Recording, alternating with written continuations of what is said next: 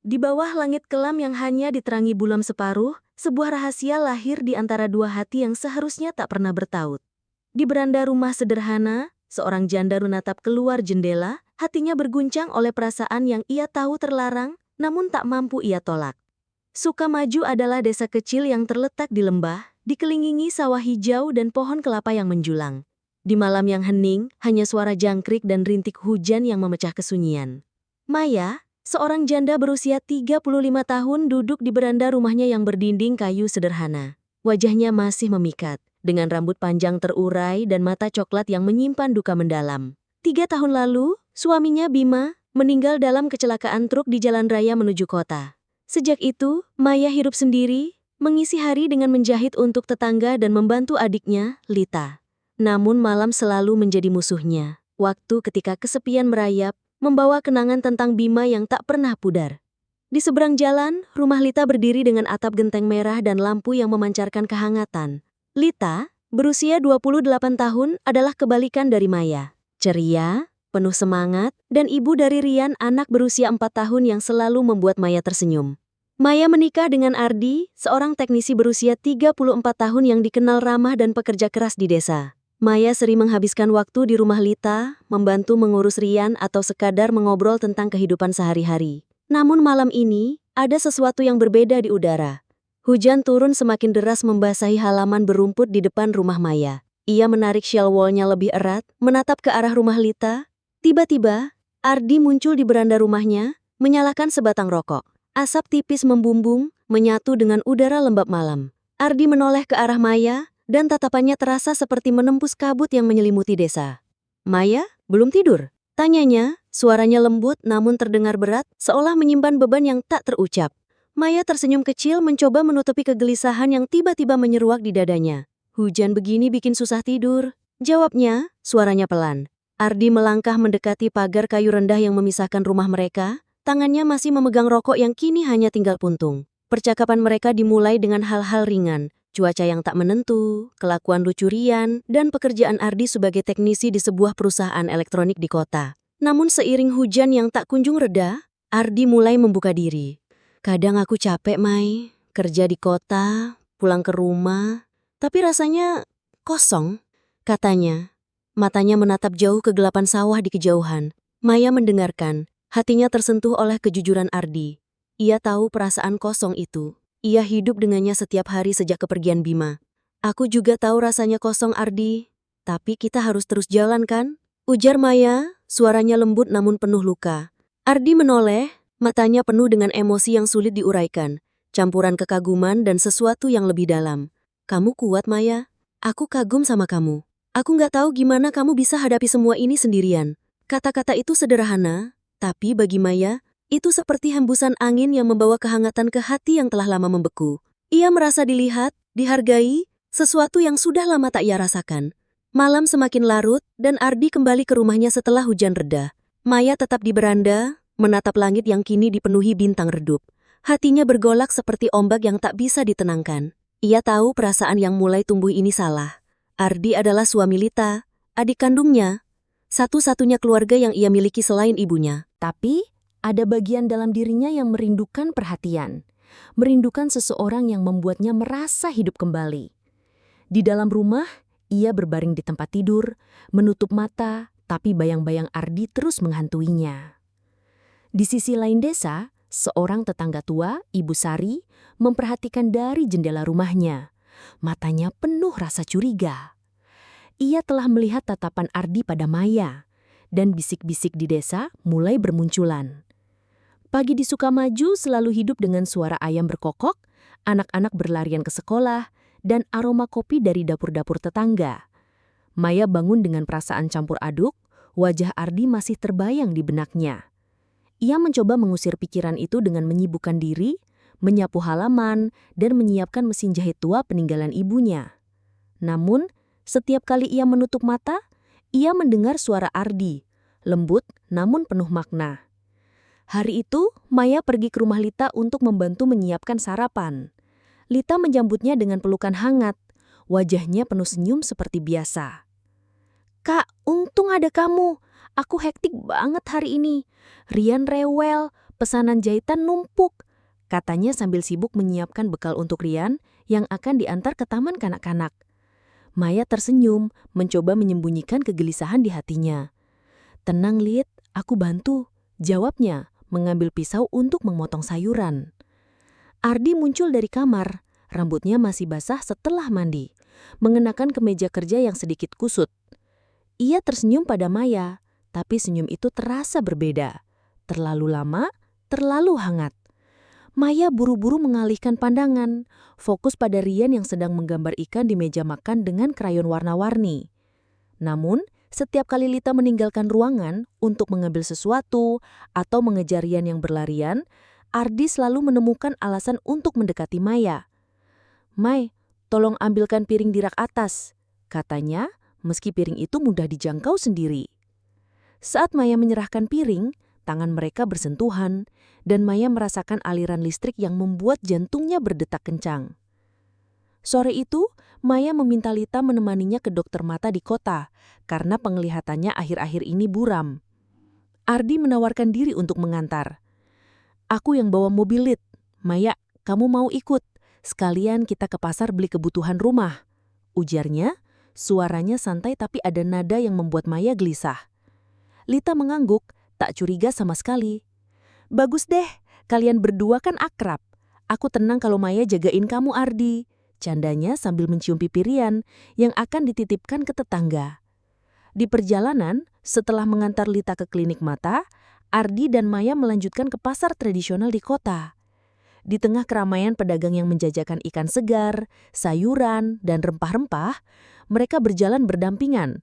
Sesekali bahu mereka bersentuhan, Ardi mulai bercerita tentang tekanan di kantor, tentang bos yang selalu menuntut, dan tentang bagaimana ia merasa Lita terlalu sibuk dengan Rian dan pekerjaan menjahitnya. "Aku nggak nyalain Lita, tapi kadang aku merasa nggak dilihat, Mai," katanya, suaranya penuh kejujuran yang membuat Maya terdiam. Maya menatap ke bawah, mencoba menahan perasaan yang mulai menggeliat di dadanya.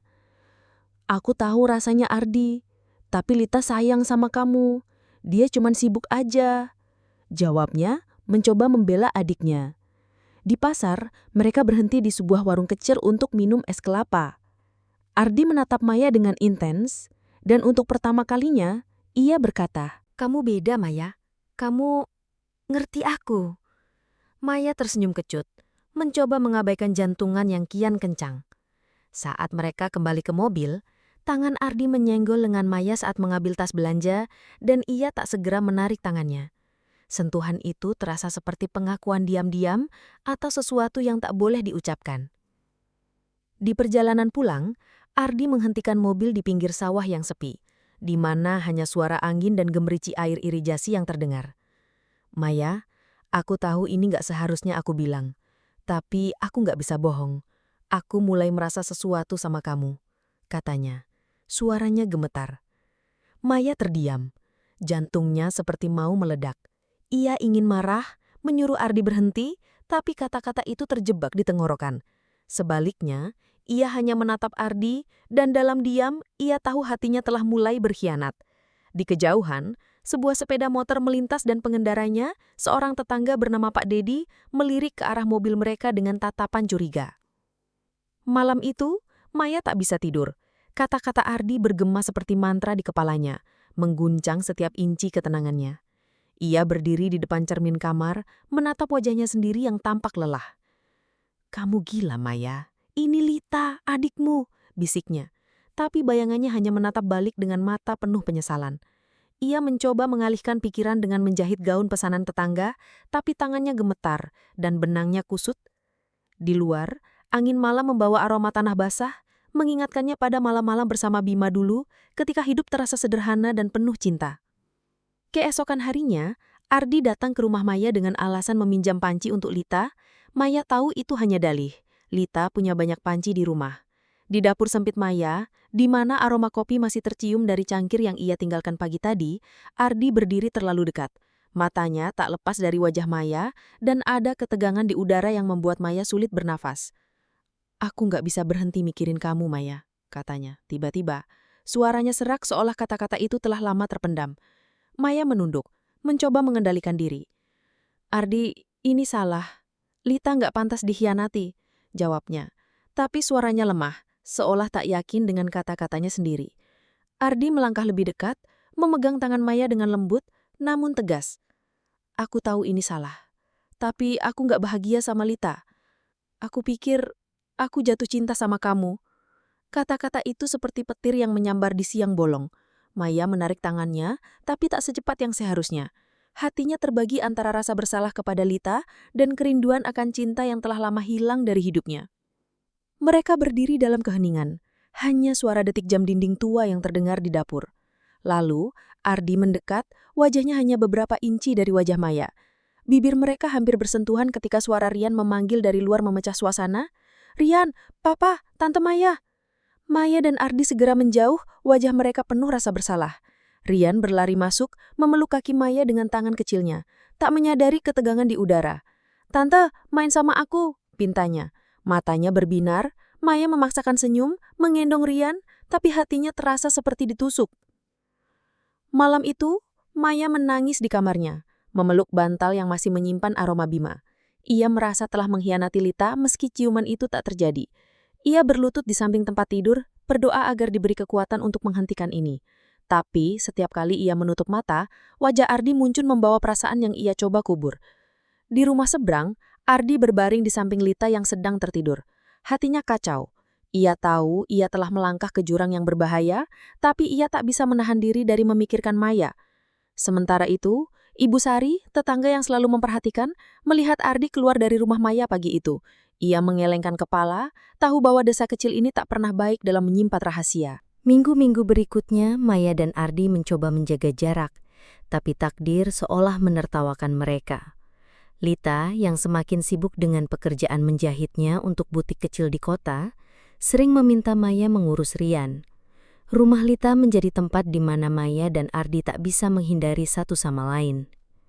Setiap kali Maya ada di sana, Ardi selalu menemukan cara untuk berada di dekatnya, membantu mengangkat keranjang cucian, memperbaiki kursi yang goyah, atau sekedar mengobrol tentang hal-hal kecil seperti hasil panen di desa. Suatu sore, saat Lita pergi ke pasar untuk membeli benang dan kain, Maya dan Ardi bermain dengan Rian di ruang tamu. Rian tertidur di pangkuan Maya, kepalanya bersandar di dada tante yang sangat ia sayangi. Ruangan menjadi hening, hanya suara napas Rian dan derit kipas angin tua yang terdengar. Ardi duduk di sebelah Maya, matanya tak lepas dari wajahnya yang diterangi cahaya lembut dari lampu minyak di sudut ruangan. Aku gak bisa berhenti mikirin kamu, Maya. Aku tahu ini salah, tapi aku gak bisa bohong sama perasaanku, katanya pelan, suaranya hampir seperti bisikan. Maya menunduk, mencoba menahan air mata yang mulai menggenang. Ardi, kita gak bisa begini. Lita, dia adikku. Aku gak mau hancurin keluargamu, jawabnya gemetar, tapi Ardi meraih tangan Maya, jari-jarinya membelai lembut telapak tangannya. Aku gak bahagia, Maya. Aku merasa terkekang.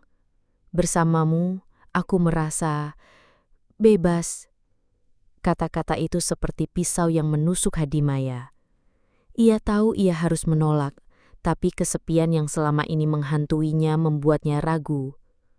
Ardi mendekat, dan kali ini Maya tak menarik tangannya. Ia membiarkan Ardi mencium keningnya. Sebuah ciuman lembut yang penuh kerinduan namun juga membawa beban rasa bersalah. Maya menutup mata, menyerah pada perasaan yang ia tahu salah. Mereka terdiam, hanya suara napas Rian yang memecah keheningan. Di luar, angin membawa aroma bunga Kamboja dari halaman, seolah mengingatkan Maya pada janji-janji yang pernah ia ucapkan kepada Bima. Malam itu Maya pulang ke rumahnya dengan hati kacau. Ia berdiri di depan foto pernikahannya dengan Bima, menangis. Maafkan aku, Bima. Aku gak tahu apa yang aku lakukan, bisiknya. Di rumah seberang, Ardi berusaha bersikap normal di depan Lita yang baru pulang dari pasar dengan wajah lelah. Tapi pikirannya dipenuhi oleh Maya dan ia tahu ia telah melangkah terlalu jauh.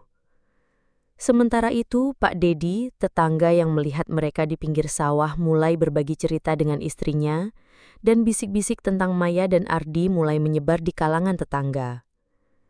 Lita mulai merasakan ada yang tak beres. Ardi sering termenung menatap ke kejauhan saat mereka makan malam bersama. Maya yang biasanya ceria saat mengobrol dengannya, kini tampak gelisah, sering menghindari kontak mata.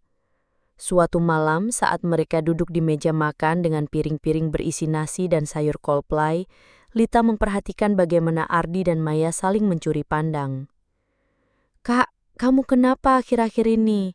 Kayak ada beban gitu," tanya Lita, suaranya penuh perhatian, matanya mencari kebenaran di wajah kakaknya. Maya tersenyum kecut, mengelak. "Cuma capek, Lit."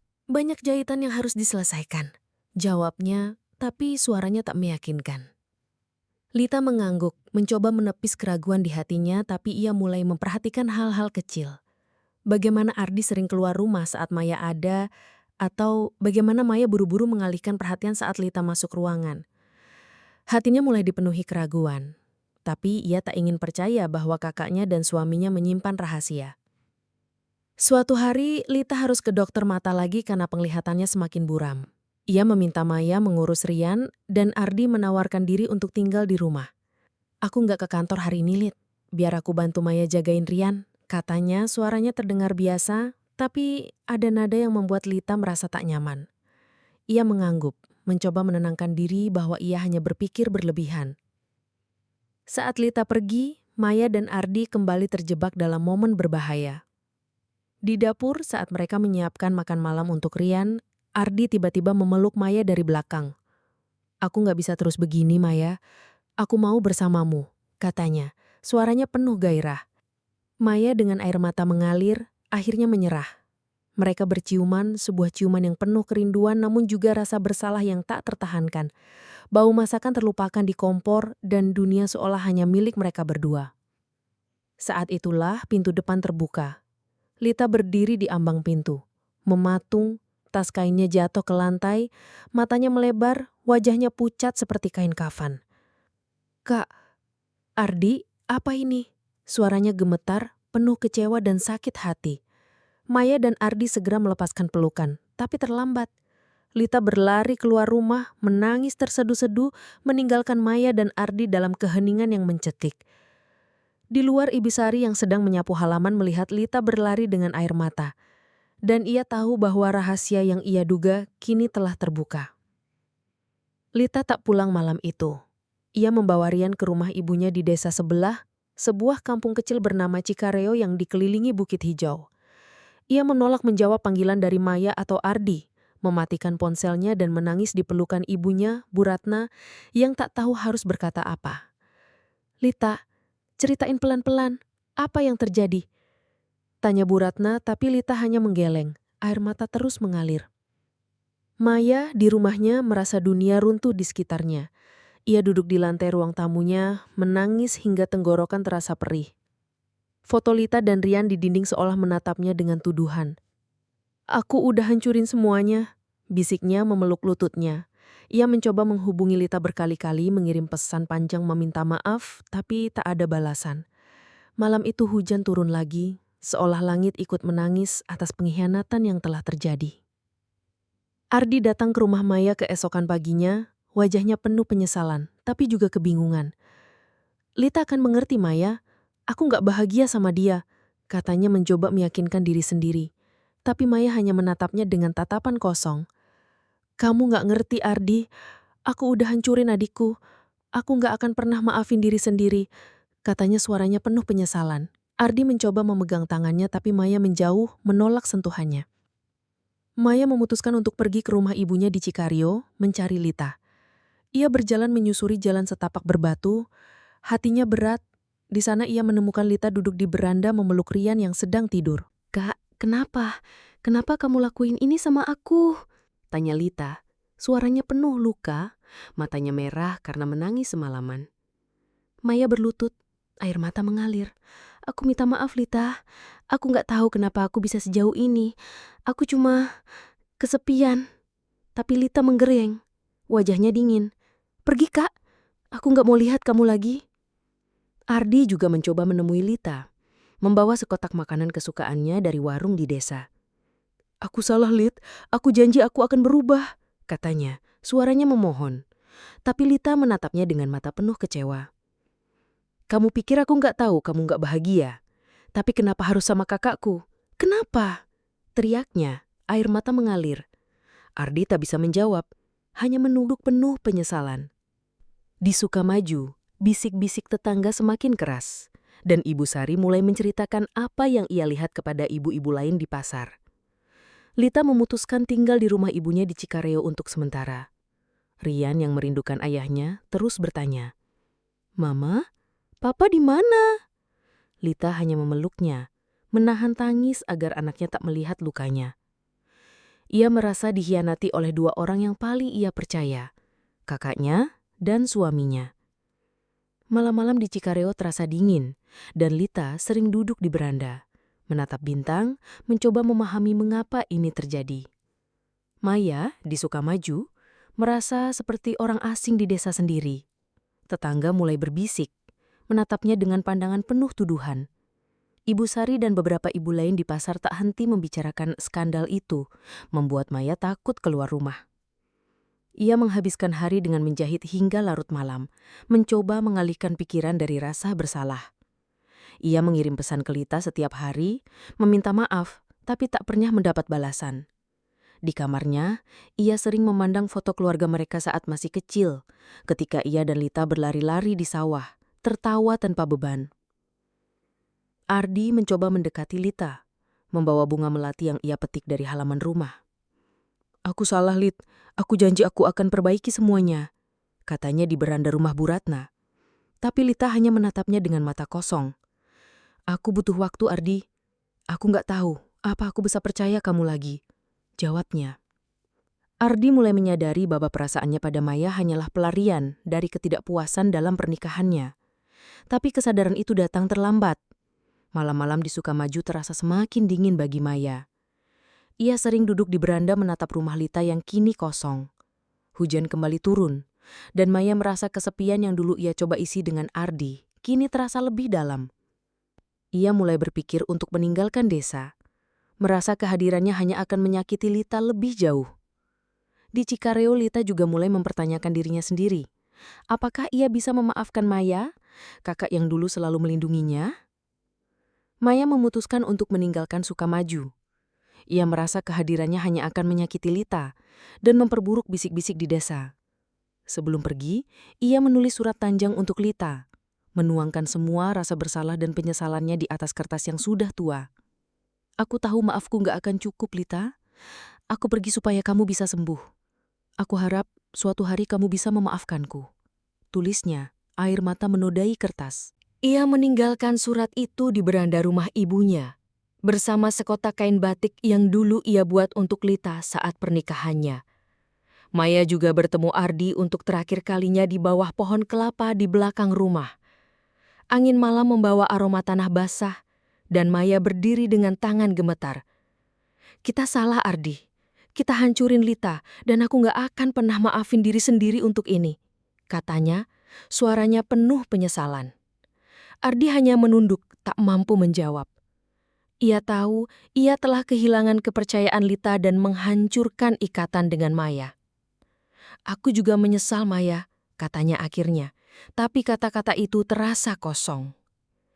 Maya meninggalkan Sukamaju menuju kota, membawa tas sederhana berisi pakaian dan mesin jahit kecilnya. Di kota, ia tinggal di sebuah kos kecil di pinggir pasar, bekerja sebagai penjahit untuk butik kecil. Ia mencoba membangun hidup baru, tapi bayang-bayang Lita dan Rian terus menghantuinya. Ia sering menangis di malam hari, memegang foto keluarga mereka yang dulu bahagia, diambil saat mereka piknik di tepi sungai. Di Sukamaju, bisik-bisik tetangga perlahan mereda, tapi luka yang ditinggalkan pada Lita masih menganga. Lita, setelah membaca surat Maya, mulai merenung. Meski hatinya masih terluka, ia teringat masa kecil mereka ketika Maya selalu melindunginya dari anak-anak nakal di desa. Ia mulai bertanya pada dirinya sendiri, apakah ia bisa memaafkan kakaknya? Bu Ratna, ibunya, mencoba menengahi. "Lita, Maya salah, tapi dia kakakmu. Keluarga nggak gampang dilepas, katanya lembut. Lita hanya mengangguk, hatinya masih bimbang. Setahun berlalu. Lita dan Ardi akhirnya berdamai, meski hubungan mereka tak lagi seperti dulu. Ardi bekerja keras untuk membuktikan penyesalannya, menghabiskan lebih banyak waktu dengan Rian dan membantu Lita dengan pekerjaan menjahitnya. Ia berhenti merokok, sebuah kebiasaan yang dulu sering membuat Lita kesal, dan mulai menghadiri kelas keagamaan di masjid desa untuk mencari ketenangan. Lita, meski sulit, mulai membuka hati untuk memaafkan, terutama demi Rian yang menjadi cahaya dalam hidupnya. Rian kini berusia 5 tahun, sering bertanya tentang Tante Maya, dan Lita hanya tersenyum, tak tahu bagaimana menjawab. Maya, di kota, menemukan kedamaian dalam rutinitas sederhana. Ia bergabung dengan kelompok menjahit lokal, di mana ia bertemu dengan Siti, seorang janda lain yang menjadi sahabatnya. Siti mengajak Maya ke pasar malam, mengenalkannya pada dunia luar yang penuh warna. Tapi Maya tak pernah bisa sepenuhnya melupakan Lita. Suatu hari, ia menerima surat dari Lita, yang dikirim melalui Bu Ratna. "Kak, aku nggak bilang aku sudah maafin kamu sepenuhnya. Tapi aku kangen kakakku. Pulanglah." Air mata Maya jatuh membaca surat itu. Untuk pertama kalinya dalam setahun, ia merasa ada harapan. Maya memutuskan untuk kembali ke Sukamaju. Ia tak tahu apa yang akan ia hadapi, tapi ia ingin memperbaiki hubungannya dengan Lita, meski itu berarti menghadapi masa lalu yang menyakitkan. Ia membawa sebuah boneka kain buatannya untuk Rian, berharap itu bisa menjadi jembatan kecil menuju pengampunan. Di perjalanan pulang, ia menatap sawah-sawah hijau dari jendela bus, teringat masa kecilnya bersama Lita, dan ia berdoa agar ia diberi kesempatan kedua. Hari itu cerah di Sukamaju. Langit biru membentang luas, dan aroma bunga Kamboja dari halaman rumah Bu Ratna mengisi udara. Maya tiba di desa dengan jantung berdebar. Tas kainnya digenggam erat. Ia berdiri di depan rumah ibunya, di mana Lita dan Rian tinggal. Saat Lita keluar dan melihat Maya, keduanya terdiam. Air mata mengalir dari mata mereka, dan tanpa kata, mereka berpelukan. "Aku minta maaf, Lita. Aku janji nggak akan nyakitin kamu lagi," kata Maya, suaranya tersendat. Lita mengangguk, meski masih ada luka di hatinya. "Kita mulai dari awal, Kak. Tapi pelan-pelan," jawabnya. Suaranya lembut namun tegas. Ardi yang berdiri di kejauhan hanya tersenyum kecil, tahu bahwa ia juga harus terus membuktikan dirinya.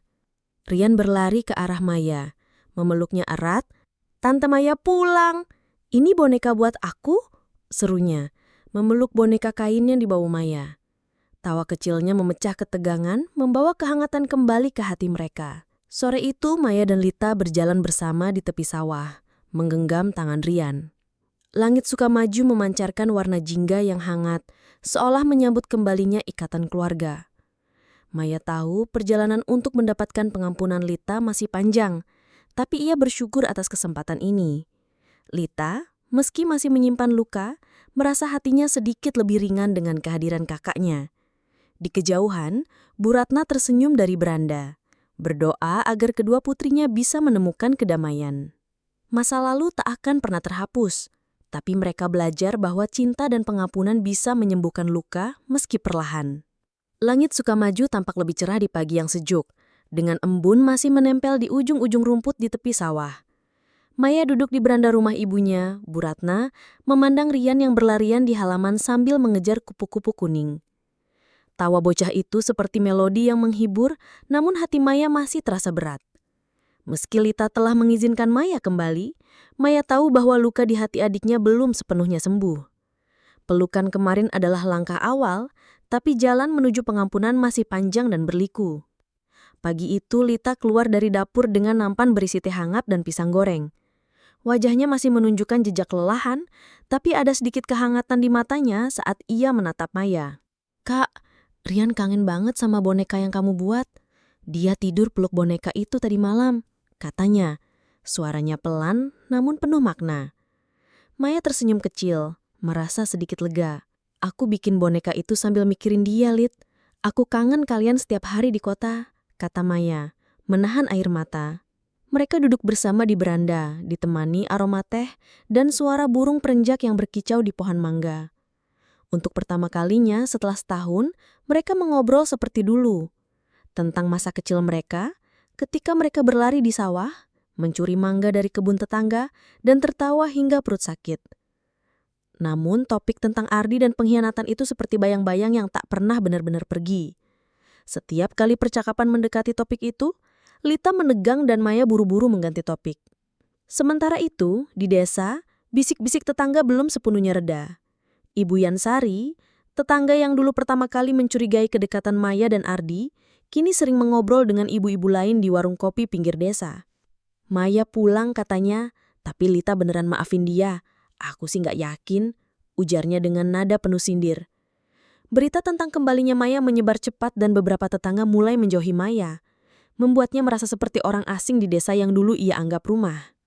Ardi di sisi lain berusaha menjaga jarak dari Maya demi menghormati Lita.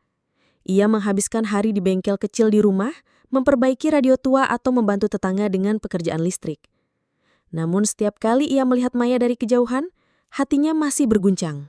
Ia tahu perasaannya pada Maya adalah kesalahan, tapi kenangan tentang kehangatan yang pernah ia rasakan bersama Maya sulit dilupakan. Aku harus fokus ke Lita dan Rian, gumamnya pada diri sendiri, mencoba meyakinkan hati yang masih bimbang. Sore itu, Bu Ratna mengajak Maya dan Lita untuk pergi ke makam Bima, suami Maya, yang terletak di bukit kecil di pinggir desa. Kalian berdua perlu ngobrol sama hati kalian masing-masing, kata Bu Ratna dengan bijak. Di makam, dikelilingi rumput liar dan bunga kamboja yang gugur, Maya berlutut di depan batu nisan Bima. Aku minta maaf, Bim, aku udah nyakitin Lita, nyakitin keluarga kita, bisiknya, air mata mengalir. Lita yang berdiri di belakang memandang kakaknya dengan mata berkaca-kaca. Ia teringat bagaimana Maya dulu merawatnya saat ibu mereka sibuk, Nek. Sekarang kita harus bicara, Maya, ujar Lita tiba-tiba, suaranya pelan. Maya menoleh terkejut. Lita, aku tahu aku salah. Aku nggak tahu apa yang merasuki aku waktu itu, katanya. Lita mengangguk tapi wajahnya tetap kaku. Aku juga nggak tahu, Kak, tapi aku mau coba maafin kamu, cuma butuh waktu. Mereka pulang dalam diam tapi langkah mereka terasa sedikit lebih ringan. Di kejauhan Ibu Sari memperhatikan dari kebunnya, dan bisik-bisik di desa semakin keras. Hari-hari berikutnya, Maya berusaha keras untuk memperbaiki hubungannya dengan Lita. Ia membantu Lita dengan pekerjaan menjahit, mengurus Rian, dan bahkan membawa kue kesukaan Lita dari kota. Namun setiap senyum Lita masih terasa penuh beban, dan Maya tahu bahwa pengampunan sejati belum sepenuhnya diberikan. Suatu pagi saat mereka sedang menjemur kain di halaman, Lita tiba-tiba berkata, "Kak, aku coba ngerti kamu, tapi setiap kali aku lihat kamu, aku ingat hari itu di dapur." Maya terdiam, hatinya seperti ditusuk. Aku tahu, Lit, aku nggak pantas minta maafmu. Aku cuma berharap kita bisa jadi keluarga lagi suatu hari. Sementara itu, Ardi berjuang untuk membuktikan perubahannya. Ia mulai mengikuti kursus keagamaan di masjid, berbicara dengan Ustadz Hasan tentang rasa bersalahnya. Ustadz Hasan, seorang pria tua yang bijaksana, menasihatinya, "Kamu harus jujur sama hati kamu, Ardi. Kalau kamu masih menyimpan perasaan itu, kamu nggak akan bisa benerin keluargamu." Ardi mengangguk, tapi bayang-bayang Maya masih menghantuinya. Ia menghindari Maya, tapi desa kecil itu membuatnya sulit untuk tidak bertemu. Suatu sore saat ia memperbaiki lampu di rumah Bu Ratna, ia melihat Maya bermain dengan Rian di halaman. Jantungnya berdetak kencang, dan ia buru-buru pergi. Di desa, rumor tentang Maya dan Ardi kembali memanas. Pak Dedi, tetangga yang pernah melihat mereka di pinggir sawah, menceritakan kisah itu kepada seorang pedagang keliling, dan berita itu menyebar hingga ke desa tetangga. Suatu hari, seorang ibu bernama Wulan, teman Lita dari kelompok menjahit, datang ke rumah dan bertanya dengan hati-hati. "Lita, benar nggak sih apa yang orang-orang bilang tentang Maya sama Ardi?" Lita menegang, wajahnya memucat. "Itu masa lalu, Wulan, aku nggak mau omongin itu," katanya tapi suaranya gemetar. Malam itu, Lita duduk di kamarnya, memandang foto pernikahannya dengan Ardi. Ia teringat betapa bahagianya mereka dulu, tapi kini semua terasa seperti mimpi yang pudar. Ia menangis, bertanya-tanya apakah ia bisa benar-benar memaafkan Maya dan Ardi. Di rumahnya, Maya juga tak bisa tidur, dihantui rasa bersalah. Ia menulis surat lain untuk Lita, tapi kali ini ia memutuskan untuk menyimpannya, takut akan menyakiti adiknya lagi. Sebulan berlalu, dan hubungan Maya dan Lita mulai membaik, meski perlahan. Mereka sering menghabiskan waktu bersama Rian, mengajaknya ke sungai untuk bermain air atau membuat layang-layang dari daun pisang. Suatu hari, saat mereka duduk di tepi sungai, Rian menarik tangan Maya dan Lita. "Tante, Mama, kalian gak boleh berantem ya," katanya dengan polos. Maya dan Lita saling pandang, lalu tertawa, meski ada sedikit rasa sakit di balik tawa mereka. Namun, ujian baru datang ketika Ibu Sari menyebarkan rumor yang lebih tajam di pasar. "Maya itu nggak tahu malu, pulang lagi ke desa setelah khianatin adiknya," katanya kepada sekelompok ibu-ibu. Berita itu sampai ke telinga Bu Ratna yang marah besar. Ia mendatangi rumah Ibu Sari, menegurnya dengan tegas. "Kamu nggak tahu apa yang keluargaku laluin, Sari. Berhenti nyebarin fitnah," kata Bu Ratna. Suaranya penuh amarah. Ibu Sari terdiam, tapi kerusakan sudah terjadi. Desas-desus itu membuat Maya semakin sulit diterima di desa. Ardi, yang mendengar rumor itu, merasa semakin tertekan. Ia mulai meragukan apakah ia bisa memperbaiki pernikahannya. Suatu malam, ia bertemu Maya secara tak sengaja di warung kecil dekat rumah Bu Ratna. Mereka saling memandang dalam diam dan Ardi berkata, "Maya, aku minta maaf. Aku udah bikin hidupmu susah." Maya menggeleng, air mata menggenang. "Bukan cuma kamu, Ardi, aku juga salah. Kita berdua yang hancurin Lita." Lita, yang kebetulan lewat dari warung setelah membeli sabun, melihat mereka berbicara. Meski tak mendengar percakapan itu, hatinya kembali terluka. Ia berlari pulang menangis di kamar. Bu Ratna yang melihatnya mencoba menghibur. "Lita, kamu harus kasih waktu buat Maya. Dia menyesal dan dia kakakmu," katanya. Lita mengangguk, tapi hatinya masih terasa hancur. Malam itu Maya duduk di beranda, menatap bintang-bintang. Ia memutuskan untuk berbicara dengan Lita keesokan harinya, berharap bisa menjelaskan perasaannya tanpa menyakitinya lagi. Di rumahnya, Ardi berdoa di samping tempat tidur, meminta kekuatan untuk memperbaiki keluarganya dan melupakan Maya. Pagi itu, Maya datang ke rumah Lita dengan sekotak kue dan surat yang ia tulis semalam. Ia mengetuk pintu, dan Lita membukanya dengan wajah ragu-ragu. "Lit, aku cuma mau ngomong. Kalau kamu nggak mau, aku nggak akan maksa," katanya suaranya penuh harap. Lita mengangguk, membiarkannya masuk. Mereka duduk di ruang tamu, ditemani suara Rian yang bermain di halaman. Maya menyerahkan surat itu. Matanya berkaca-kaca. "Lit, aku nggak minta kamu maafin aku sekarang, Lit. Tapi baca ini kalau kamu siap. Aku cuma mau kamu tahu, aku menyesal dan aku akan lakuin apa aja buat bikin ini benar lagi." Lita mengambil surat itu tanpa berkata apa-apa. Tapi matanya menunjukkan sedikit kelembutan. Sore itu, mereka menghadiri acara kenduri di masjid desa, sebuah tradisi tahunan untuk mendoakan panen yang baik. Ardi, Maya, dan Lita berada di sana, meski menjaga jarak. Tetangga-tetangga, termasuk Ibu Sari, masih memandang Maya dengan curiga. Tapi Bu Ratna berdiri di sampingnya, menunjukkan dukungan. Setelah acara, Lita mendekati Maya di halaman masjid. "Aku baca suratmu tadi, Kak. Aku nggak bilang aku udah maafin kamu. Tapi aku mau coba. Aku kangen kita kayak dulu," katanya. Suaranya pelan. Maya menangis, memeluk Lita erat. "Makasih, Lit. Aku janji akan buktikan aku layak jadi kakakmu lagi." Ardi yang melihat dari kejauhan tersenyum kecil, merasa beban di hatinya sedikit berkurang. Ia berjalan mendekati mereka, menggenggam tangan Rian. "Kita semua pernah salah, Lita. Tapi kita bisa coba lagi kan?" katanya. Malam itu, keluarga kecil itu duduk bersama di beranda rumah Bu Ratna, menikmati angin sejuk dan tawa Rian. Langit Sukamaju dipenuhi bintang, dan untuk pertama kalinya mereka merasa ada harapan untuk menyembuhkan luka masa lalu. Jalan masih panjang, tapi cinta keluarga mereka menjadi jembatan yang perlahan dibangun kembali.